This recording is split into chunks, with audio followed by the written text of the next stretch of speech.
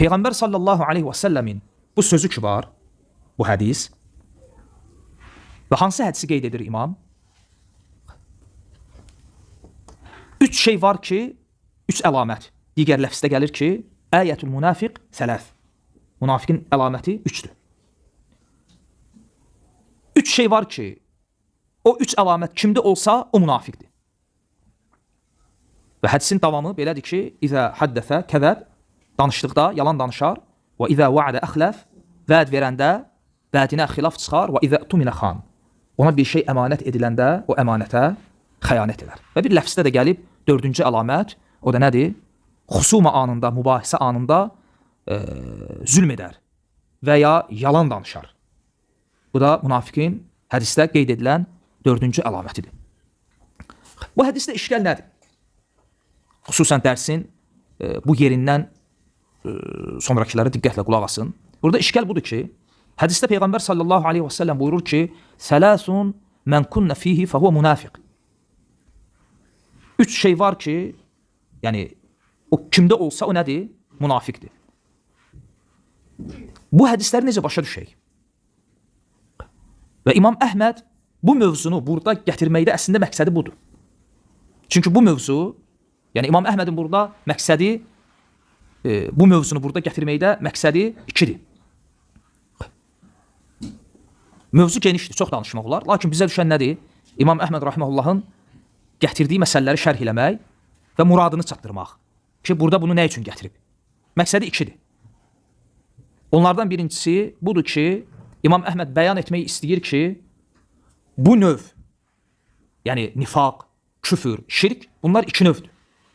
Var böyük, var kiçik. Bunu qayda olaraq biləndən sonra ikinci məsələ gəlir, əsas işgal, o aradan qalxır. O da nədir? Zahirində küfrə, şirkə, nifaqa və ya nəfyül iman, imansızlığa, imanın inkarına dəlalət edən hədisləri biz necə başa düşməliyik? Ona görə İmam Əhməd bu məsələni burada gətirir. Çünki bu məsələdə bir çox insanların ayağı sürüşüb. Həm İmam Əhmədin zamanında, həm də ondan qabaq ki, dövrlərdə. Elə murciyələrin və xavariclərin azmalarına səbəb olan, xüsusən də xavariclərdə mu'təzilənin səbəblərdən birisi bu qəbildən olan naslardır. Ayə və hədislər. Və İmam Əhməd rahiməhullah bu hədisi gətirəndən sonra ki, 3 bu əlamət kimdə olsa, o münafiqdir. Buyurur ki, hədə alət təqlid.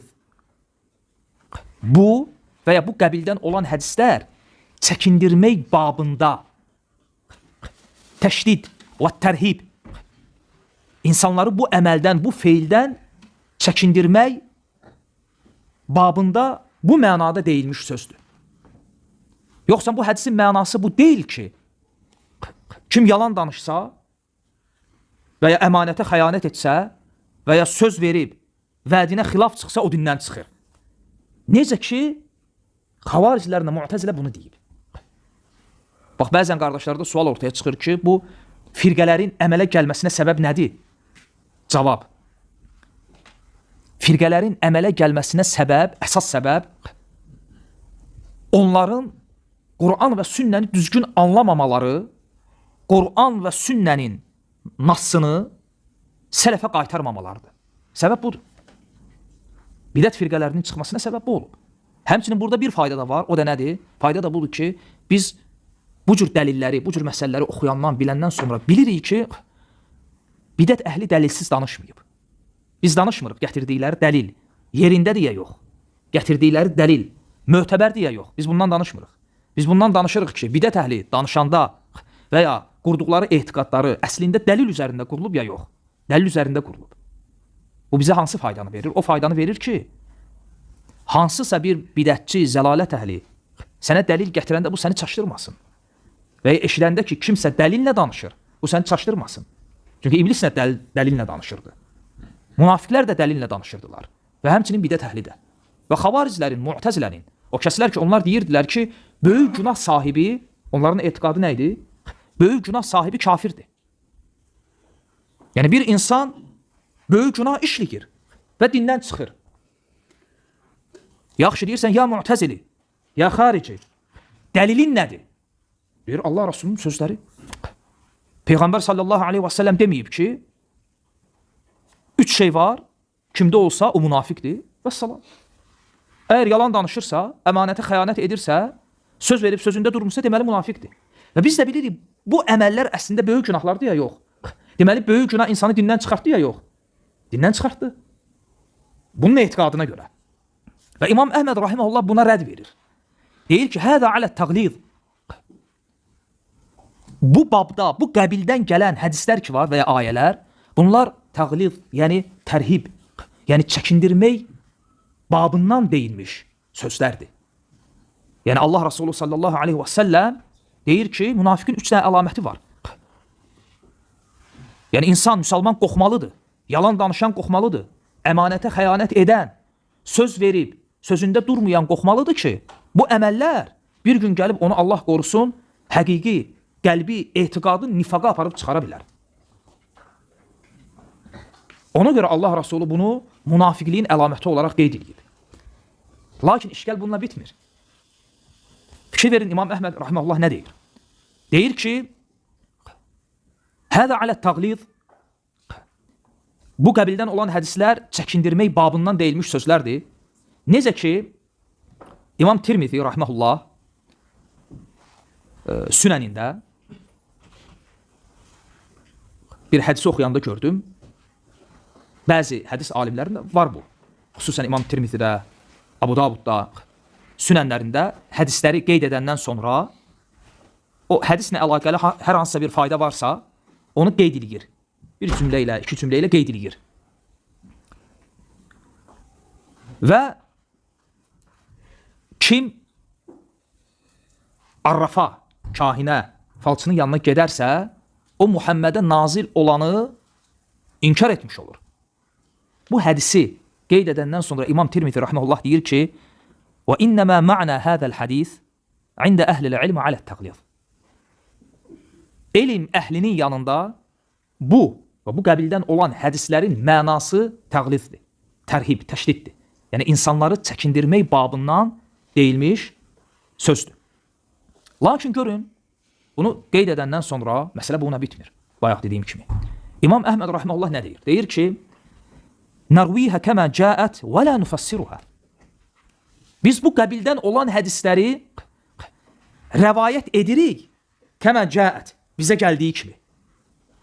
Necə gəlib bizə çatıb bu hədislər, o cürdə rəvayət edirik. Və bu hədisləri təvil etmirik. İşgal buradadır ki, İmam Əhməd burada nəyi qəsd edir? Və sələfdən bəzilərindən, məsələn, Sufyan Əth-Thawridən, rahiməhullahdan və digərlərindən, həmsinin Əbu Ubeyd Əl-Qasim İbn Səlləm, rahiməhullah, birazdan onun kitabından oxuyacaq. Və bu alim İmam Əhməd rahiməhullahdan da qabaq yaşayıb. Bu Kitab-ül İməndir. İman barədə yazdığı kitabı. Və Əbu Ubeyd Əl-Qasim İbn Səlləm rahiməhullah o alimlərdən olub ki, sələfdən bəzi alimlər deyəndə ki, Əl-Məzahibul Ərba'a və ya Əl-Əimmətul Ərba'a 4 imam kimlərdir? Əbu Hanifə, Şafi, Məlik, Əhməd. Bəzilər deyirdilər ki, Məlik, Şafi, Əhməd, Əbu Ubeyd və ya Əbu Hanifə, Əbu Ubeyd, Məlik, Şafi. Sadəcə olaraq məzhəbi tələbələri tərəfindən tam tədvin edilib, qorunmadığına görə tam bizə gəlib çatmayıb. Və iman barədə həm xavariclərə, həm murciyələrə rədd olaraq yazdığı kitabdır. Kitab-ül İmən. İmam Əhməd rahiməhullahdan qabaq yaşayıb. O da bu məsələni kitabında danışanda qeyd edir ki, yəni əsl olan budur ki, bu qəbildən olan hədislər təvil edilməli deyil. Və bir çox sələfdən varid olub ki, bu qəbildən olan hədislər barədə belə deyiblər. Deyiblər ki, biz bu hədisləri oxuyuruq, iman edirik və beləcə də üzərindən kesib gedirik. Təvilinə girmədən, təfsir etmədən. Bu bizə nəyi xatırladır? Sələfin Allahın ad və sifətləri barədə dediyi sözü. Xatırladır, xatırlatmır.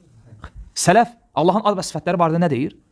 Deyir ki, oxuyuruq, İman edirik onun dəlalət etdiyi mənaya, lakin onu təfsir etmirik. Yəni, ona keyfiyyət vermirik. Yəni, sələfin Allahın ad və sifətlərinə dəlalət edən ayə və hədislərə qarşı mövqeyi necə olubsa, vaid nasları ki var, bunlar hamısı vaid naslarıdır. Təhdid naslarıdır. Vaid naslarına da yanaşması belə olub. Və əhl-i sünnədə əsl olan budur. Əsl olan nədir? Əhl-i sünnədə əsl olan budur ki, vaid nasları ki var, biz bunları təvil etmirik. Necə var, elə də qəbul edirik. Elə də rəvayət edirik. Əsl olan budur. Yəni, əsl olan, yəni necə? Yəni, demək ki, biz deyirik ki, yalan danışan münafiqdir. Bəli. Biz etiqad olaraq, qayda olaraq bilsək də ki, o bu əməli ilə dindən çıxmayıb. Amma ədəb babından, həmçinin nasdan kənara çıxmamaq üçün, həmçinin sələfə tabi olmaq yönündən deyirik ki, yalan danışan münafiqdir. Nasda necə gəlib, elə də deyirik. Vədə xilaf çıxan münafiqdir. Həm də burada fayda nədir? Bunu eşidən qoy özünü yığışdırsın. Əsl budur ki, təvilləmirik. Deyirik ki, mən tərəkə salə fəqat kəfar. Kim namazı tərk elədi, o küfr etdi. Və ya o kafirdir. Belə deyirik namaz qılmayana, yoxsa namaz qılmayana gəlib deyirik ki, mən qalə la ilahə illallah dəxələl cənnə, kim la ilahə illallah desə daxil olar cənnətə. Namaz qılmayana hansını deyirik? Bunu deyirik, bunu deyirik. Məsələ aydındır. Ona görə vaid naslarında bu qəbildən olan hədislər ki var, bu cür hədislərdə əsl olan budur. Təvil etməmək. Çünki biz bunları təvilləsək, etiqad olaraq bilirik, qayda olaraq bilirik. Küfrün, şirkin, nifaqın, bidətin və bidət olmayan digər asiliklərin iki növ var. Böyük və kiçik. Və bilirik ki, bu qəbildən olan hədislər təhdid babında deyilib. Lakin buna rəğmən, yenə də biz deyirik ki, əsl olan budur ki, bu hədislər necə varid olub, elə də etiqad edir, insanlara da elə çatdırırıq bu hədisləri. Ona görə bir nəfər Abdurrahman Avzai rahiməhullaha tabiinlərin imamlarından olub, ona gəlib sual verir ki, ya imam, mədə təqul fi misli hədihil əhadis? Bu cür hədislər barədə nə deyirsən? Və bəzi hədisləri qeyd edir. Leysə minnə mən lətəməl xudud və şəqqəl cüyub. Üzünə döyən, yaxasını cıran bizdən deyil. Bizdən deyil, yəni müsəlman deyil. Hədisin zahiri budur. Və leysə minnə mən ləm yuvaqqir kəbirənə. Böyüklərimizə hörmət etməyən bizdən deyil. Yəni müsəlman deyil. Həmin o sual verən İmam Avzai'dən bunu soruşur. Ki deyir, yəni bu hədislərin zahiri bizə nəyi göstərir? Yəni kim bunu etsə o müsəlman deyil, yəni bizdən deyilsə, bu ümmətdən, deməli budur. Deyir, bu hədislər barədə nə deyirsən? Bu hədisləri necə başa düşək? İmam Rahməhullah görün nə deyir? Deyir ki, minallahil ilm və alə rasulul bələq və aleynət təslim. Və qayda budur. Əsl olan qayda budur. Yəni bu Allahdandır. Və Peyğəmbər sallallahu aleyhi və səlləmin üzərinə vacib olan nə idi? Allahdan olan bu əmanəti insanlara çatdırmaq. Çatdırdı, çatdırmadı. Nəyi çatdırdı? Çatdırdı ki, yalan danışan münafiqdir. Çatdırdı ki, böyüklərə hörmət etməyən bizdən deyil. Çatdırdı ya yox. Və aleynət təslim. Bizə düşən də bu şeylərin keyfiyyətini araşdırmamaqdır. Nə eləməkdir? Bu şeylərə təslim olmaqdır. Olduğu kimi qəbul etməkdir. Əsl olan budur. Nə üçün deyirik biz əsl olan budur? Çünki əslə xilaf da var. Əsl olan qayda bu olsa da, lakin ola bilər, hansısa bir bidətçi, bir xarici, bir mu'təzili bu dəlillərlə bizim qabağımıza çıxsa, yəni bir növ bizi bu hədisləri təvil etməyə məcbur etsə, o halda təvil edirik.